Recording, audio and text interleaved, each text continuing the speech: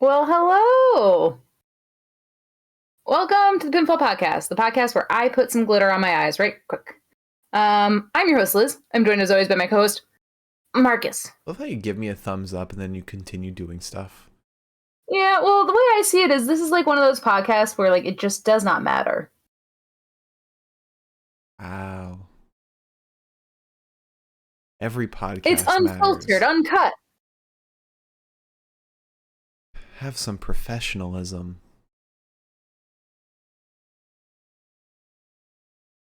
Okay. Nah.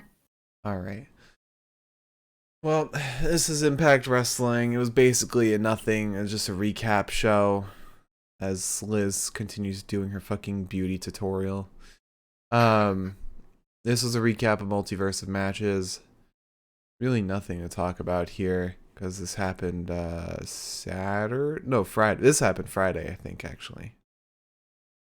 Yeah. Yeah. I thought we could just have like a little discussion about the matches. Yeah. And sure. I mean, we didn't watch Multiverse of matches. No. So maybe we did need this recap. But the real meat of tonight is gonna be our predictions for New Japan Pro Wrestling's Hyper Battle. The finals of that happening on Saturday, which we'll be doing a recap for.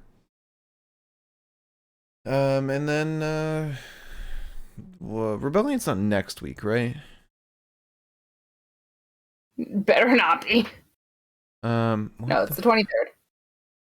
Okay, so then we'll need to figure out next week's show, which might be a little tough because it's Easter. We'll probably still be able to do it. So yeah, our predictions for Hyper Battle will be happening after our bests of the night. So yeah, we want to jump into some news. Yeah. Sure. Okay. There's not a ton of news. Yeah, because we just did news yesterday. Yeah. And not a ton happened. There wasn't even that much news yesterday. Yeah.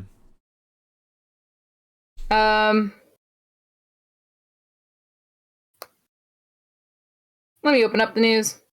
First piece of news. The Pirates lost 9-0. Baseball season started. The Mets are winning 2-0. Fuck yeah. And if you want to know how the Yankees are doing, I don't want to fucking talk about it. Okay. Oh, I've got a little piece of news, by the way. WWE news. Oh, what the fuck? Sorry. So, I've got almost entirely WWE news. I'd love for the rain to chill out a little bit. Mm-hmm. Yeah, I've got almost entirely WWE news. One piece of non-WWE news is that Layla Hirsch apparently fucked up her knee. She apparently did a moonsault during her dark match, and they called the match like immediately. Yeah. I still haven't heard anything new about it. Me neither. So I hope that she's fine. But I'm not sure. Yeah. Yeah. Yeah. Hopefully she recovers quickly. And hopefully it's not too bad.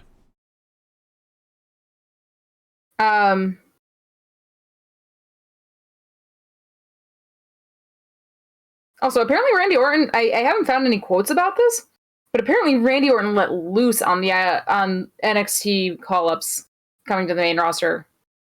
I mean, what I heard him say was that talking about Logan Paul. Oh no, was it Logan Paul or was it Pat McAfee? So one of those guys, he was crediting them for being very safe in the ring and said that a lot of NXT wrestlers don't know safety when they're brought up. It's just not something that they were taught. So somebody described it as an expletive-laden rant, and I was like, well, it's Randy Orton. He kind of swears a lot. Yeah. So I feel like that's like me talking, somebody saying an expletive-laden rant. Like, well. Also, apparently in behind-the-scenes news, WWE announced a new general counsel and corporate secretary. Her name is Elizabeth Collins, and she is going to be replacing Samira Shah, who was only with the company for 10 months. Which I think is just fucking insane, the turnover. Yeah.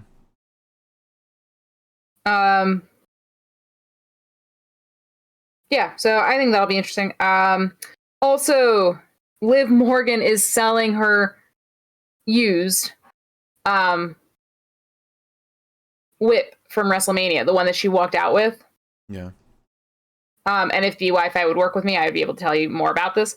But yeah, she used it in a couple of pictures too. And now it's available for auction through the WWE. I don't know what the auction is necessarily for. What do you mean? Or like if it's the like money's going to? Correct. Yeah, I don't know. Liv Might just be the hopefully. WWE. No, it's through the WWE. So, I don't know. Also, Kurt Angle is set to have major knee surgery next month. Oh. Yeah, he apparently is having, I assume both of them, because he said my knees, replaced next month. Which, he's going to have them both at the same time to just get it over with, and he's going to be either on a wheelchair or a walker. So, I guess it makes sense. Yeah. To do it all at once. Yeah. But like, damn. 2 for 1 special. Yeah. Maybe they're like, you're gonna do the second one? Fine, we'll give you a little discount. A little BOGO. Yeah. Also, speaking of surgeries, Rick Boogs underwent surgery for his torn quadricep. That was my news. Oh, I'm sorry. It's okay. I thought it worked in perfectly. Mm-hmm. Yeah, you fold it in. Yeah. For those who didn't see it, his knee buckled at WrestleMania, trying to do a double Samoan drop. And then he crawled away, and everyone was like, that's not good. Yeah. And, yeah, he hopefully he recovers from that very quickly. Yeah. It looked pretty nasty. I don't know how long it normally takes people to recover from stuff like that. No idea. Yeah.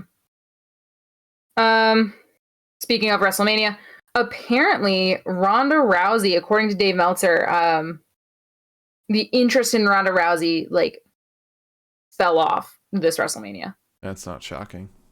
Yeah. Which Dave Meltzer noted that it was kind of interesting because she was like kind of hot going into WrestleMania.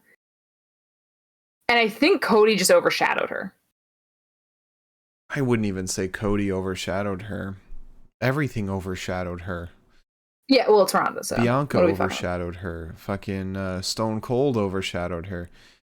Charlotte overshadowed her. Welcome, Edro. Good to see you again. But yeah, fucking... Who is interested in Ronda anymore? Not even MMA fans are interested in her anymore. No. MMA fans hate her. Yeah. I've also got a little bit of news on AEW. I've got a little bit of news on the Mets. It's 3-0 now. Hell yeah. Miriam even said Johnny Knoxville overshadowed her. 100%. Yeah. Why don't you give your AEW news on that? I'll continue with my WWE news. Okay. So next week's Rampage, the one that's going to have the Texas Death Match between Adam Page and Adam Cole, that will start at 7 p.m. due to a time slot change. So it'll be happening before SmackDown this time. Okay, sure. Why not? Also, Petey Alonso was the one who scored that run. I made up for earlier. Yeah. Back to WWE. Duquesne University lineman Roman Macek. Roman Maciek? Reigns. Roman Reigns. Roman Roman's gonna have to change his Mains. name. Roman Mace and T-Bar? Apparently it looks like he was signed after the latest tryouts, the ones that were like invite only in Dallas. Mm-hmm. Yeah, apparently he like received a developmental deal right off the bat. So he looks like a wrestler. He looks like if you combine like Braun Breaker with like I don't know if it'll come up, but like if you combine Braun Breaker with like somebody else.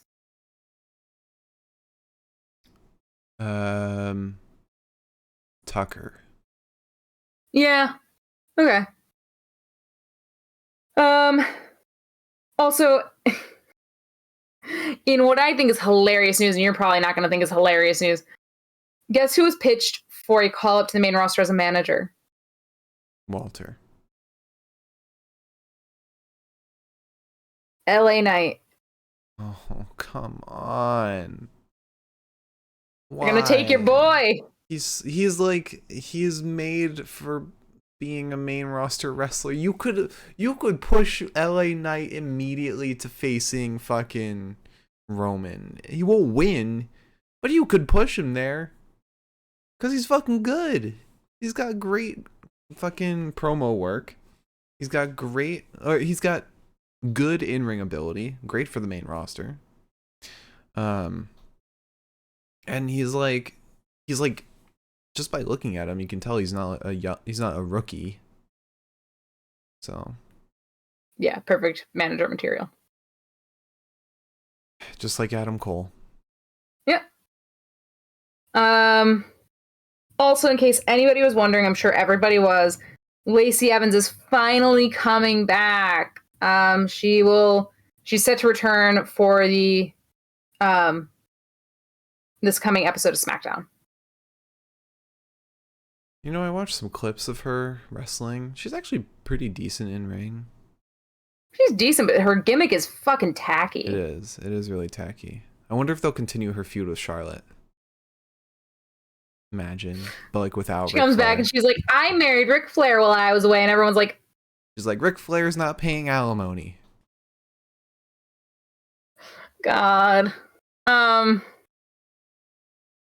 Remember where she was like, wasn't that part of her storyline where she was like, "I'm pregnant," and everyone was like, and Rick was acting like it was his. Yeah. Fun times. Anyways, last piece of news I have is just a follow-up piece of news. Apparently Dave Meltzer confirmed that Nash Carter's release had more to do with the image that Kimberly posted of him with the mustache shaved into an Adolf Hitler stash and doing a Nazi salute, which, you know what? I'm actually shocked that they did that because it is the WWE and they kept Jackson Riker for as long as they did, but good for them for doing that much. The difference is that Nash is on NXT, whereas Jackson Riker was on the main roster, and they obviously value one way or the other main roster people over NXT people. But yeah, it's definitely a bad look to the brand to have someone with that history. So good on them for doing something right for once. Nice job, WWE. Allegedly. Well, no, the picture is real. I know, I'm just saying allegedly a good move. Oh. But that's all the news I have. This isn't news, but I'm looking at the NXT TakeOver New Orleans poster, and I wanted to see how many people were still in WWE that are on this poster. And this was the takeover that featured Johnny versus Ciampa. And out of, let's see, on the poster, there are a total of 18 people. There are 18 people. Guess how many are still in WWE? 6. Close. 5. Shayna Baszler, Ciampa, Pete Dunne, Roddy, and Ricochet. That's it. Everyone else is gone. All right. So you wanna jump into this recap of a recap? Yeah, why not? All right. So first up, we had the highlights from this is gonna be weird because we're gonna be like they didn't really show full matches until the very end, so we're just gonna be talking about highlights. We're not gonna do traditional match recaps. But first they gave us highlights of the Ultimate X match, which had it was Trey Miguel, Vincent, Chris Bay, Blake Christian, and Jordan Grace. Am I missing anyone? I don't think so. Okay. Yeah, I thought that we could just like talk about some things that happened. Mm-hmm.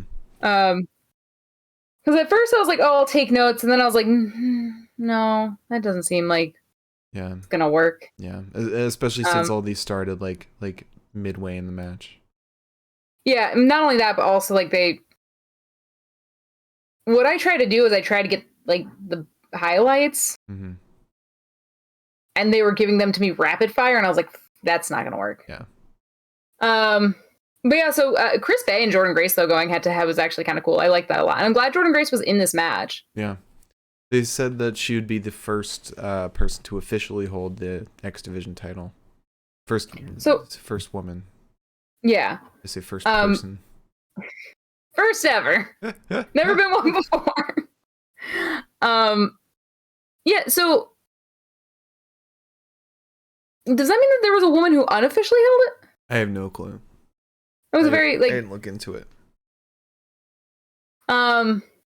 She got a muscle buster off to Chris Bay that Rich Swann interfered with, and it was a wobbly little situation though for a second there. He got me mad fucking nervous. Like she had him up there, but like it was something about the way he was like balancing. I mean, her shoulder's pretty wide because it's fucking jacked. Mm-hmm. But there was something about Chris Bay that like was just a little off kilter, and I saw him wobble, and then I was like, oh fuck, that looks bad. Like it feels like something bad's gonna happen. And then Rich Swann like kind of like speared Jordan, and I was like, oh no, this is worse than bad. But luckily Bay actually ended up just landing on like his back. So, we also got a lot of Blake Christian, which of course he was in the highlight reels because it's Blake Christian. Funny enough, Blake Christian was in the highlight reels the most, or not the most, sorry, but he was in them a lot. You know who wasn't in them a lot? Trey Miguel. Yeah. So Trey Miguel was like barely in it. Yeah. Yeah. Which, I guess that's your champion.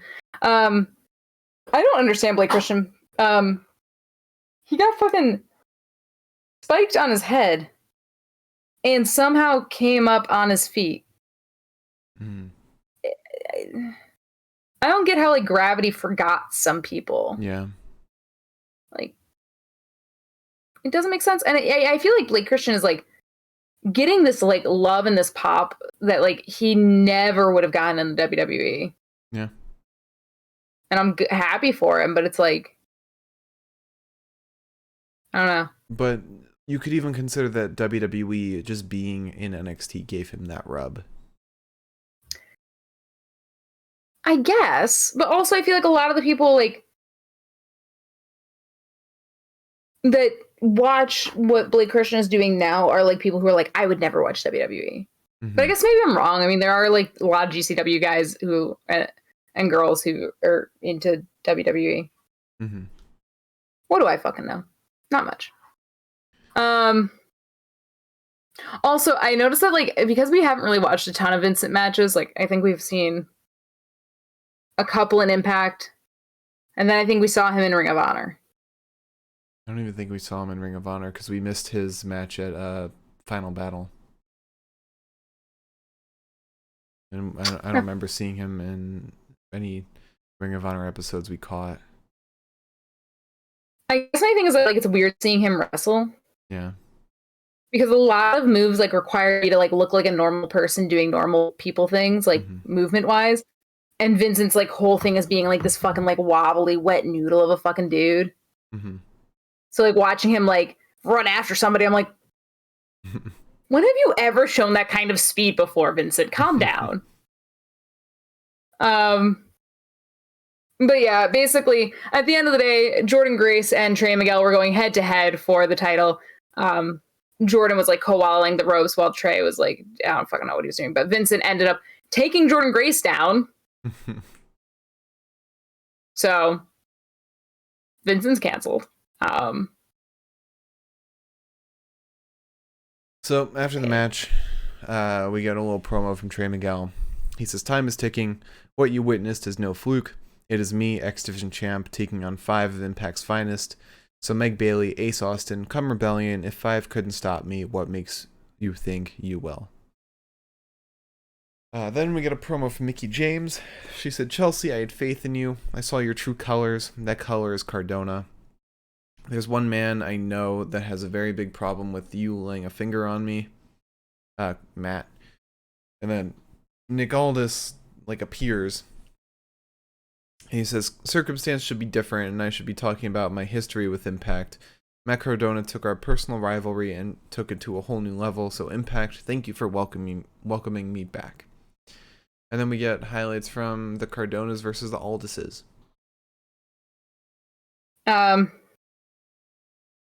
Yeah. This was an alright match. It's kind of messy. I mean, yeah, it was fine. I do feel like these guys like had this match and then like went out to like hang out at like some fucking like, I don't know, like some wine bar after that. Mm-hmm. Like, I fully do not buy like the feud. I don't buy the heat at all. Yeah. Also, Nick Aldis is like a lot bigger than I thought he was. Or Mickey's small. No, like again, seeing him compared to Matt Cardona, I was like, yeah, because Cardona's a big dude. Yeah, he's a bigger guy, and apparently Nick Aldis, at least his build height is 6'4", and I was like, okay, sure. He hits one of, I think, the softest, safest, stupidest pile drivers I have ever seen. On Matt Cardona. Like, Matt Cardona's head was about this far off the ground. Like, just shoved between Aldis's thighs. And I was like, sure. And Cardona barely even sold it, too. Like, he sold, like, after the fact, but, like, he just kind of went down, like, thump. Nothing else. I was like, okay. But yeah, we get, like, a cute, like, dual clover leaf with Mickey and Nick. Oh, Mickey and Nikki. That's cute. And then the Cardonas, like, they tap out together. So like, they definitely went to a wine bar after that. Yeah. There's no doubt in my mind. It's like Matt and Chelsea versus Bussy. You know, they were hanging out afterwards. Yeah. I feel like this even more because, like, I feel like Mickey is, like, a live, laugh, love type of mom. And Chelsea 100% gives me those vibes too. So. You seen Chelsea's dog? Got a really big doodle. A black and white doodle. Like a doodle or a poodle? Doodle. Big. Is this shit on Instagram? I think it has its own Instagram. Has its own Instagram. She's one of those dog owners. Chell. Chell. Let's see if I can find Where's it. the fucking dog, Chell? Oh my god, that is a massive animal. It's black and white. Yeah. She's got 2 of them. Oh my god. The Instagram is my doodle dude. Literally. The doodle's name is Dude. Like, it's literally, its name is fucking Dude. Those aren't dogs. Those are horses. One of them's name is Dude. The other's name is Walt. Love it. Walt? Yeah. Imagine having a dog being like, Walter, come here. And we say that we call Pepita Walter all the time. We do that. All right, so Okay. after that match, we had a little promo from him, Eddie Edwards. He said, Impact turned their back on me. The fans turned their backs. That's fine with me. I surround myself with honor no more. I wear my green because it takes me back to a good place in my life. First time I traveled to Japan, I was treated with respect. Ishii, I can't offer you that same respect. In pro wrestling, there truly is honor no more. And then we get highlights from Ishii versus Eddie. Yeah. Sick matchup. Two big guys kind of going at each other. Really, though, there's not much you can say about this match besides, like, it's exactly the match that you would expect them to have. Yeah. Tom Hannafan, who was obsessed with calling a fucking forearm shiver today. He just learned the term. 3 times. And three times in the highlights. Mm-hmm. Not just like 3 times. Like, there may have been more times. He definitely made a bet with Ray Walt. Be like, how many times do you think I could say this? There has to be, like, he's done it twice. I don't know if it was forearm shiver last time, but, like, no, it wasn't. He's done this twice with something goofy, and I was like, stop fucking saying it, Tom. Yeah. But he also completely miscalls a power bomb. He calls it a tiger driver, which there was no driving to be had. It was a tiger bomb. Maybe that I would have accepted. And then we get a stereotypical Ishii Enziguri, which I always love seeing. He's such a big dude hitting a move that you don't think he should hit. If anything, I'm just excited for the Ishii. What is it? Jonah match. It is called a tiger bomb because Tony Storm uses it too. Oh, sure. But yeah, I mean, it was a good match. It was according to Pro Wrestling Fandom, a double underhook power bomb is known as both a tiger bomb, butterfly power bomb, and a tiger driver. Okay. Sure. The name Tiger Driver was given by Mitsuharu Misawa. Right, and we watched a collection of him doing that, and he definitely plonks people on their heads. So, who innovated the move, though through time it also became known as Tiger Bomb due to it resembling a power bomb more than a pile driver. So over time, it started to resemble a power bomb more. So back when Mitsuharu was allowed to plonk people on their heads, that was when it was a tiger driver, and now it's... He's probably still allowed to, but he wanted to mix it up a little bit, probably. I don't think Mitsuharu is wrestling anymore. Misawa? Yeah, that's his last name. Did I miss him having a first name? Well, it's yeah, I think you were right. Fucking, oh god. Mitsuharu, yeah. Yeah, Mitsuharu Misawa. I thought you were calling him by his last name, and I was like, oh. Anyway.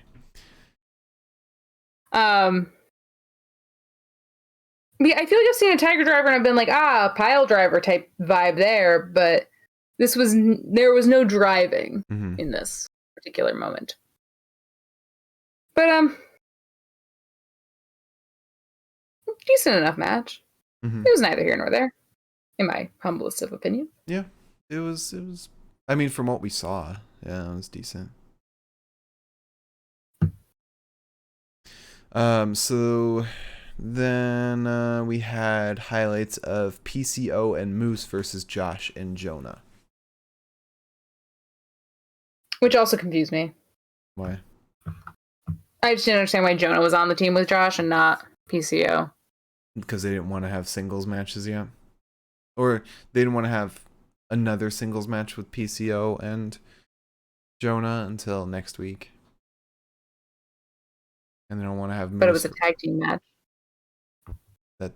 That's what I'm saying. They didn't want to have those matches yet. Right. No, I'm saying why was PCO not on the team with Josh Alexander and Jonah on the team with Moose? Because they're heels and PCO is Not heel. technically. I guess he is a heel. Yeah, Jonah. I think because he's feuding with PCO, he's a face. We saw a little heelism come out at the end. But yeah. I don't know. This was another meaty men slapping me kind of match. Mm-hmm. And I have decided that I could probably go the rest of my life without watching PCO threaten his own life.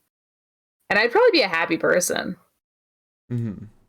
I'm tired. Like, this man could do so many things, and yet he insists on doing, like, somersault type moves where he's going noggin first for a second into the ground. I'm like,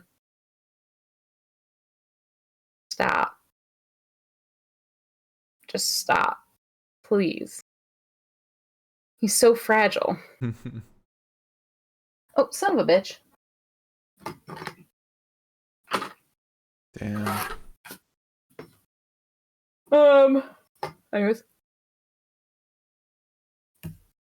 Yeah. Oh, we get a drop kick from Moose to Alexander. Like right on the fucking nose. Which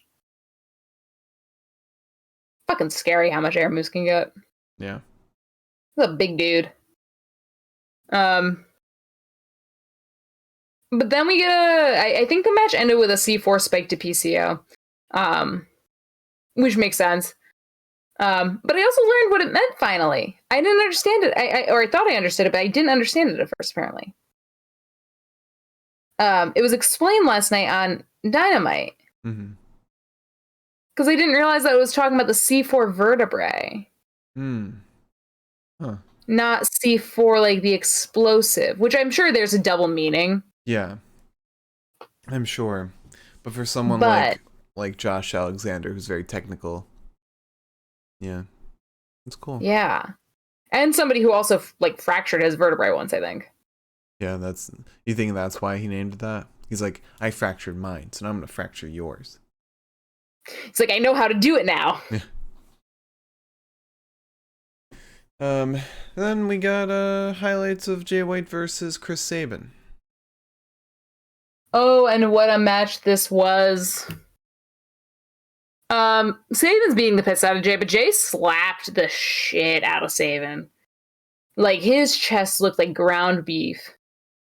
Yeah. That was nasty. I don't think we saw a ton of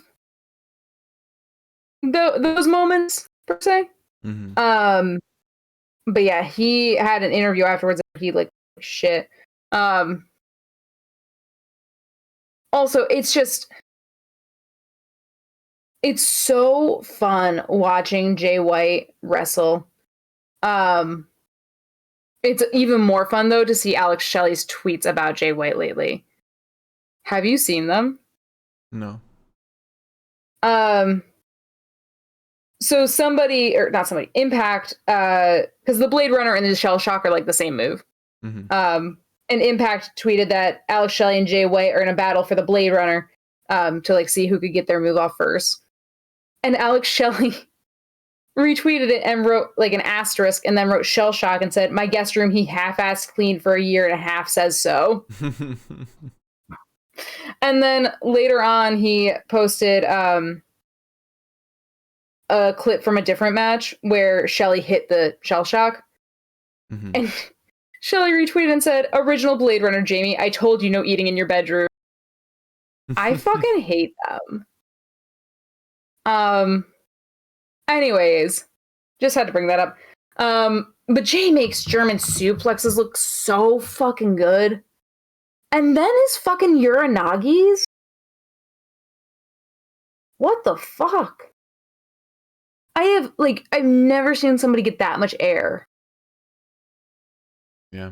Which, admittedly, is partially because his opponent has to jump up. For the most part. Mm-hmm. But it's just incredible. Pardon me. It's just incredible. And then he also hits a fucking gorgeous half and half suplex. I could watch this man wrestle, like, I think every day for the next 10 years of my life, and I'd be pretty satisfied. But Saban ends up winning, which I was kind of surprised by. And I said to Mark, I was like, do you think that this is like the end of Jay White in Impact? Because Saban said that he was going to make Jay leave. Mm-hmm. And then Macklin comes out. Macklin starts beating on Saban.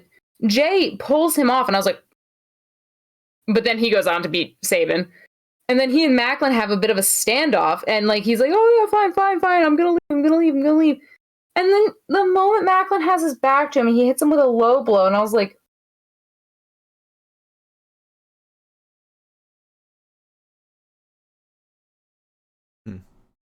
literally, as I said to you, I was like, well, he doesn't have any business with Macklin, really. Because I thought this was going to be like Saban versus Macklin later on. Yeah. And then all of a sudden he did that, and I was like... Now, at Rebellion, it's going to be Jay White and Chris Saban, or Jay White versus Chris Saban versus Macklin, triple threat. They got to start announcing some stipulations for Rebellion. And I think there's like 2 weeks left, but they should. Yeah. I don't know. I'm just excited for the fucking matches. They're gonna be awesome. Yeah. All right. So after that, Chris Saban has a promo, and he says, Chris Saban just beat Jay White. Chris Saban just pinned former IWGP World Champion Jay White. I've been the underdog my whole life. This is a night I'm never going to forget. You will remember that Chris Saban beat you tonight in Dallas, Texas. I'm on top of the world right now. And then we get highlights of the Good Brothers versus the Briscoes. Yeah. I didn't really care about this match, to be honest. It was decent. I think that the Good Brothers... I think the Briscoes are... They're a great tag team. God forgive me for saying this, but I think the Briscoes are really interesting wrestlers. Mm-hmm. They're really fun to watch. Yeah. They move in a way that I've literally never seen a human being ever fucking move. Yeah.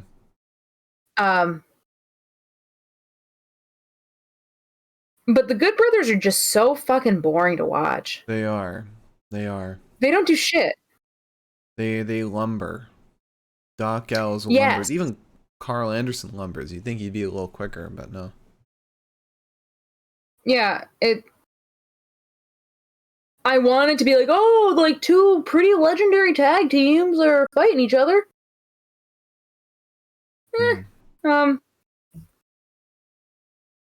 Basically, the only thing I remember was that Mark Briscoe went up top. Jamie came out and sent him off the top rope, sending him flying, and then the Good Brothers set up for the Magic Killer, and You say Jamie? I did. It slipped out. It was in my earlier note. Because it's after Alex Shelley used it all demeaningly. It's funny. But yeah, Jay White comes out, helps interfere, sending Mark Briscoe flying, and then Good Brothers win. And also Chris Bay comes out, because why would Chris Bay not come out? Yeah. Yeah. Now we need Good Brothers versus FTR, I guess, to find out who the real best is.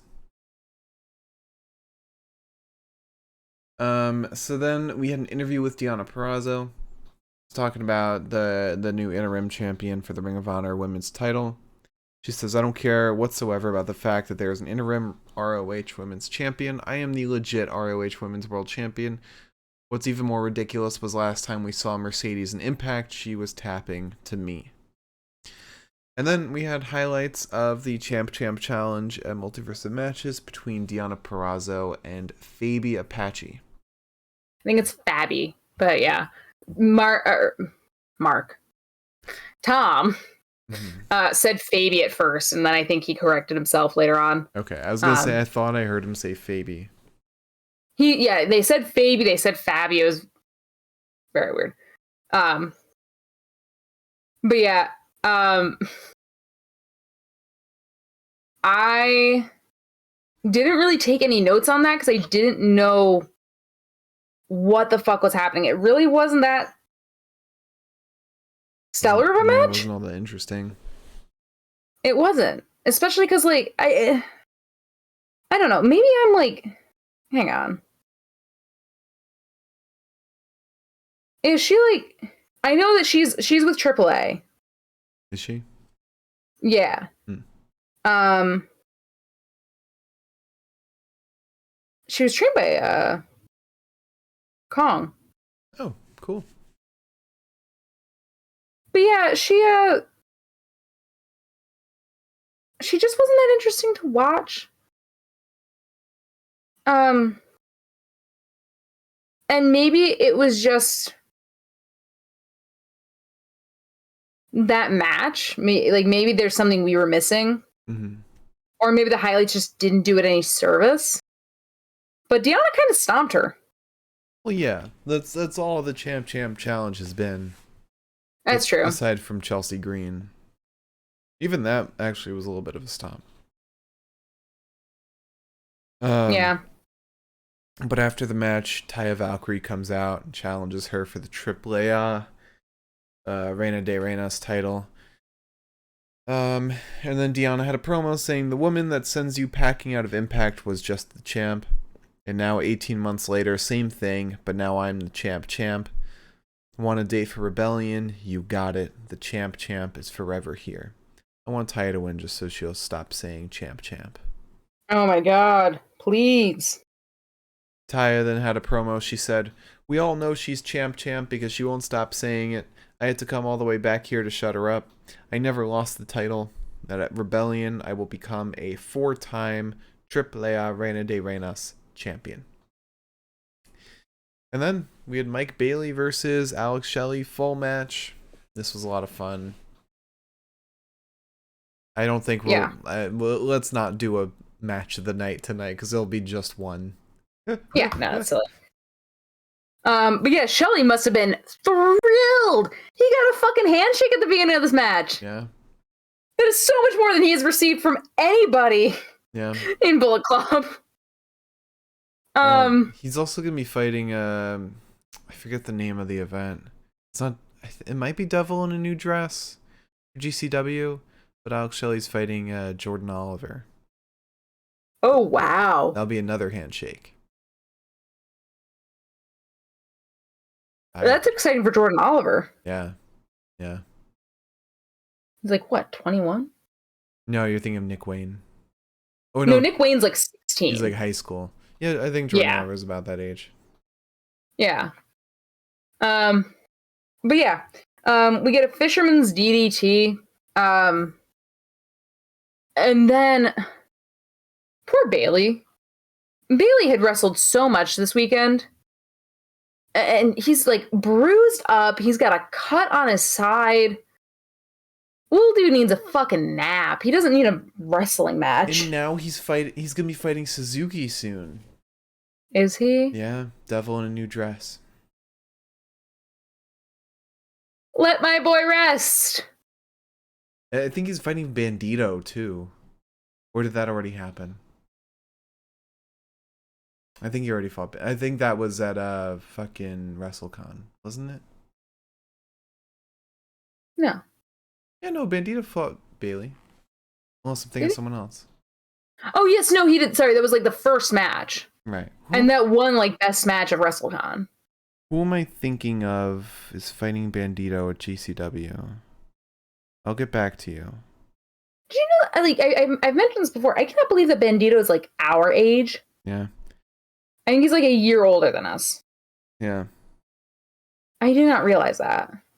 Oh, Bandito's fighting Nick Wayne. That's what I'm thinking of. Oh. Huh? Sweet Mike Bailey. He goes for a variation of Ultima Weapon on the apron. Ooh. But Shelley rolls away. And Bailey slams his knees into the apron. And then Shelley nearly like murders Bailey with like a float over DDT. Fucking stressful. So I was wrong. Well, Alex Shelley's fighting Jordan Oliver at Find You Again, which is happening April 22nd. But Alex Shelley's also fighting Nick Wayne at The Old Me, which is at the next day, the 23rd. So these young guys are getting a good chance against Alex Shelley. That's awesome. Alex Shelley's fighting babies. Yeah, he's gonna be fighting. Stop it, Alex. He's gonna be fighting Dominic Mysterio next. Oh. No, he's gonna be fighting Becky and Seth's baby. Oh no. He's just going younger and younger. Oh god. It's like, I will not stop until I've shell shocked everyone. But yeah, Shelley fucking blocks strikes right and left. They're fucking rough. But Bailey ends up winning. Right? Yes. Yeah, Bailey won. Yeah. He won with I think it was a roll up. Yeah. Really big win for him. Yeah. Oh, it was awesome. Yeah. Also, the match I was thinking of, instead of Bailey and Bandito, it's going to be Bandito and Joey Janela. That's the match happening. Buff Bagwell said he doesn't like Joey Janela for funny reasons or for real reasons. I think it was for funny reasons, because he made a list of everyone he likes, and Joey Janela was like crossed off. Right, that's why I was like, Buff, what happened? Something might have happened at like a GCW show, because Buff Bagwell was there. WrestleMania. Oh, okay. So yeah, that's our recap of tonight's Impact recap. A recap of a recap. I'm going to talk about the best of the night before we get to our New Japan predictions.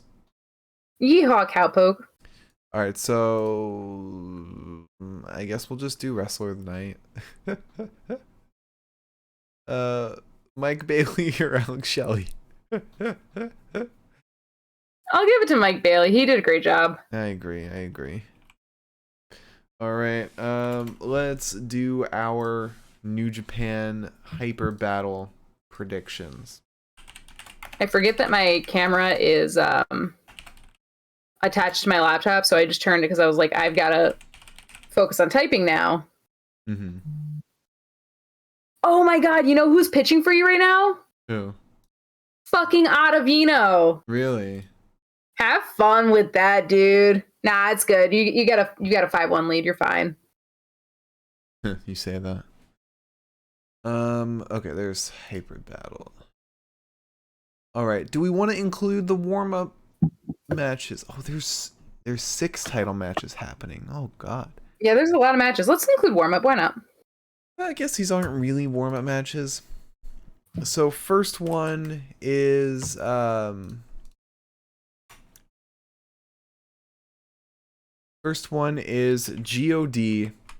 versus God, Tanahashi and Jado versus Bullet Club. So 8-man tag. Bold of you should not include Jado and God again, but it's how Cage Match does it. They don't put Jado and I know, God. but it's not how I do it. And Bullet Club includes Bad Luck Fale, Chase Owens, Geto, and Yujiro Takahashi. God and Tana. I agree. I'm going with that too. Also, there's approximately 3 people at National Stadium right now. Oh, cool. Sick. All right, next up, LIJ, which is Shingo and Naito. So I guess Shingo is part of LIJ, according to Cage Match. I told you he was. Oh, real quick before we continue with the predictions, if you have a question for our question segment, please leave it in the chat right now, and we'll get to it after our predictions. You can ask us anything, wrestling, non-wrestling, baseball even, anything you want. We'll answer it unedited. And if you're watching on YouTube, leave a comment and we'll get to it in the next one. If you're listening on Spotify, join us at twitch.tv/the Pinfall Podcast to chat with us live. All right, so Shingo and Naito versus Aaron Hanare and Will Ospreay.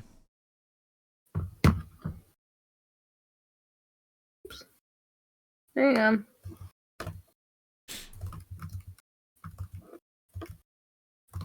It's gotta be Naito and Shingo. That it's tricky. Because you gotta have one of them eat the pin. It's like Hanare. Yeah, Hanare is the easiest one to eat a pin, but if they want a shocking moment, have Ospreay pin Shingo. Or have Ospreay pin Naito. You know what? I'm going United Empire. I'm going Hanare and Ospreay. Low confidence, but still. Okay. Alright, so next up is the IWGP Junior Heavyweight Tag title match between 6 or 9 and Bullet Club's cutest tag team.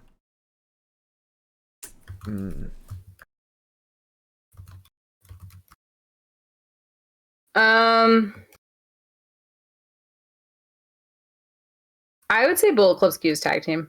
I'm saying 6 or 9.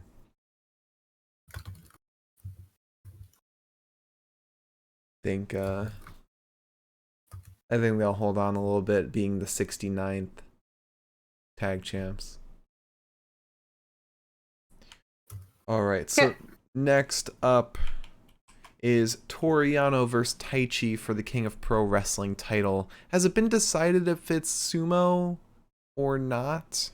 I don't remember what the other stipulation was. Let me check New Japan's Twitter real quick, because it might not be updated on Cage Match, but it might have been tweeted. Let's see, New Japan, because that might play into it. Might play into it. Toru Yano.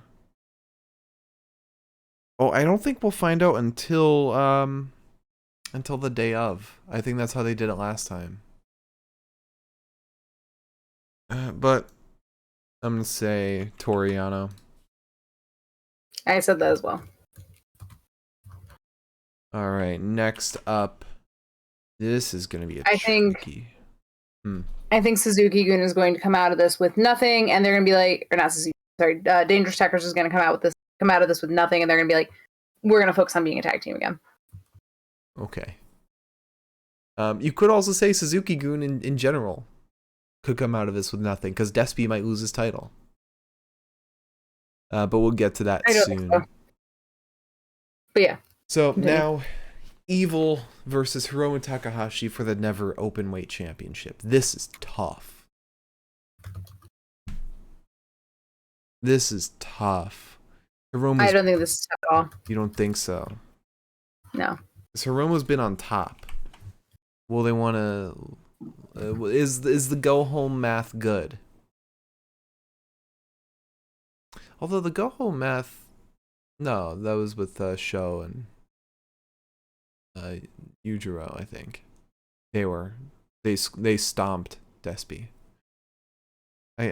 You've been watching the episodes, right? How's this been looking with Evil and Hiromu?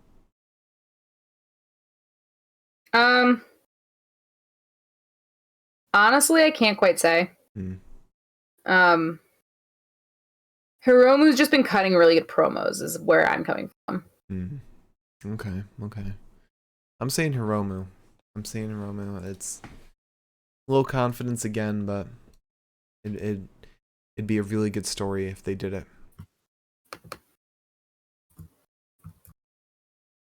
But will... This rain is driving. What? This rain is driving. Oh yeah, it is. It is fucking crazy.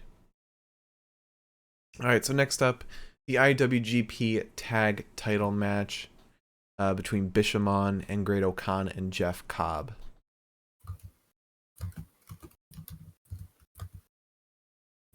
I think this is an easy one. Do you? Yeah. I'm saying Bishamon. Son of a bitch. What? I'm also saying Bishamon. we've already got a lot different. I think we've got like 3 different so far. We have 2 different. 2. Yeah. No, we have 3 because you said Bullet Club's cutest tag team. Oh yeah, okay. I thought you picked Taichi for some reason. United Empire, and that's it. Alright, so next up, the IWGP Junior Heavyweight title, El Desperado versus Sho. Okay.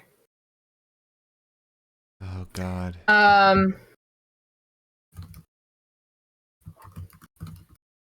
I think this all depends on how Evil fares against Hiromu.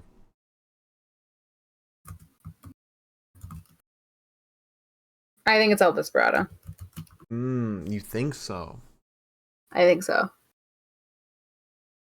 By the way, for those who don't know how our predictions work, for every incorrect prediction, we have to do a dab of very hot sauce, and then the winner, whoever has the most correct predictions, will be crowned the Pinfall Podcast Prediction Champion and deal out a punishment to the loser. Liz right now is the reigning champion after WrestleMania. I won WrestleMania, baby. Yeah. 2 years in a row. I do it when it matters. Oh god, I'm gonna say Sho. Okay. I sense pain in my future. Maybe it's the pain of a losing prediction. Alright, and now finally, the IWGP World Heavyweight title match. Kazuchika Okada versus Zack Saber Jr. Kazuchiki, as the announcer would say. Yeah, as the New Japan, or the Axis TV announcer would say. Who are you going with? I'm going with Okada. I am too. Especially after I've been perusing Reddit these past few days, and there have been a slew of posts that have been like, does Zack Saber Jr. have a chance against Okada? But no, he doesn't. You never know. It would be a really great story if he did win, because he nearly tapped Okada out last time he challenged for the belt that Okada had, which I believe was a heavyweight belt. I think it would be a good story for Zack. For Okada, it would be a shitty story. After beating both Ospreay and Shingo to get the title. Yeah, well, it doesn't matter. I don't think Zack's winning, and it breaks my fucking heart. But it's fine. It's fine. Then Dangerous Tekkers are going to come back, and it's going to be fun. We're going to have tag team fun again. And Golden Series is going to be super fun. I'm going to have so much fun, guys. I'm going to have so much fun. Isn't, why are you saying Golden Series? Is that not what's next? No, Best of Super Junior is next. It is not next. What? Isn't that May? No. Yep, and we've got a whole month between now and half a month. It is...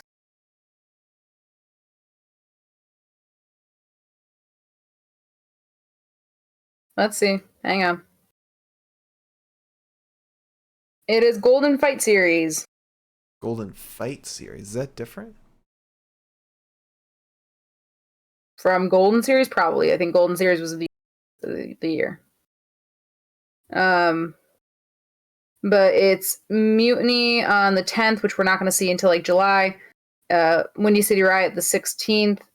Golden Fight Series starts on the 18th, so we have to go 9 full days without any Japanese wrestling. Yeah. But that lasts a little while, so that'll be fun. Windy City Riot will be a lot of fun. Oh, Wrestling Dontaku is May 1st. Oh, cool. All right. So those are our predictions. Tune in on Saturday to see how all that goes down. We'll be tweeting out the start time for it. It'll be probably like midday, some earlier than we normally do, just because, you know, New Japan will be at 3 a.m. for us. So, you want to answer some questions? I'll answer a question. Okay. Remember, leave your questions in the chat, everyone. We love talking to you. Love chatting it up, answering your questions. All right, Miriam asked, if you could design a faction for New Japan, what would it be called and who would be in it?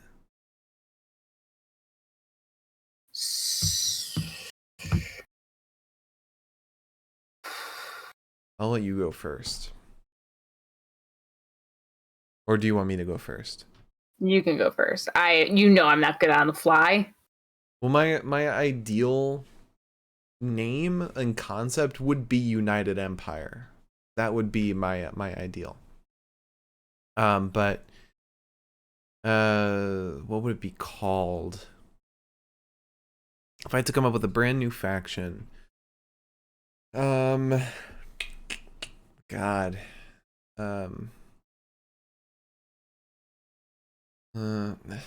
it's in my head. I could just think of like something club, or United something.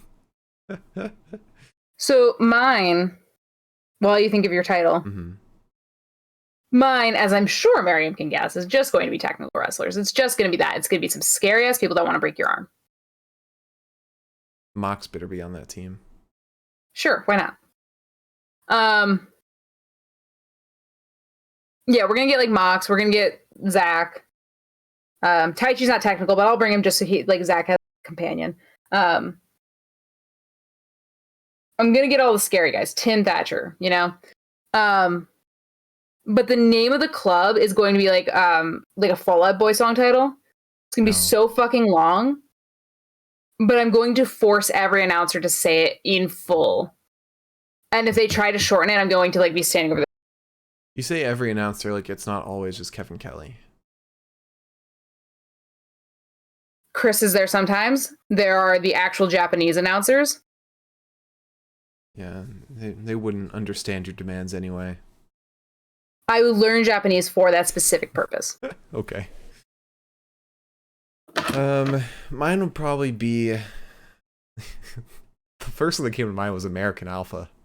It would be like Bryan Danielson, Okada. Okada would be on it. So Bryan Danielson, Okada, Cesaro, Johnny Gargano, and someone would be a leader. Kurt Angle. Oh, you're not the leader of your own club? Why would I be the leader? I'm just the creative. I'm just designing the faction. Oh. See, in my head, I was the head honcho. I was the Jay White. I'd also have we need a luchador, so I'll add Bandito. Gotta get some psychology in there. Okay. All right. No, I just meant for how I broke that down in my head. All right. Well, that's all the questions we have. Liz, would you like to close out the show? Yeah, sure. If you joined us tonight, thank you so much. And if you join us in the future, thank you so much. Happy Easter. If that's what you celebrate. Please join us on Sunday, where we're going to talk about Saturday, where we're going to talk about New Japan. Hyper Battle. It's going to be super fun. Yeah. I'll probably be pretty sad during it, but it'll be fun. No big deal. Anyways, we'll get some new hot sauces. We're going to do something fun. But yeah, please tune in. It's going to be a great time. And what better way to spend your Saturday afternoon? Evening? Afternoon. Then with us. Follow and subscribe, everybody. Pinfall Podcast all around YouTube, Spotify, Twitter, Twitch. It's all the Pinfall Podcast. I'm at the Mark Cameron. Liz is at Eli's at Eli23, and we'll see you all on Saturday for New Japan Hyper Battle. Have a great night, everybody. Have a great Friday. See you on Saturday.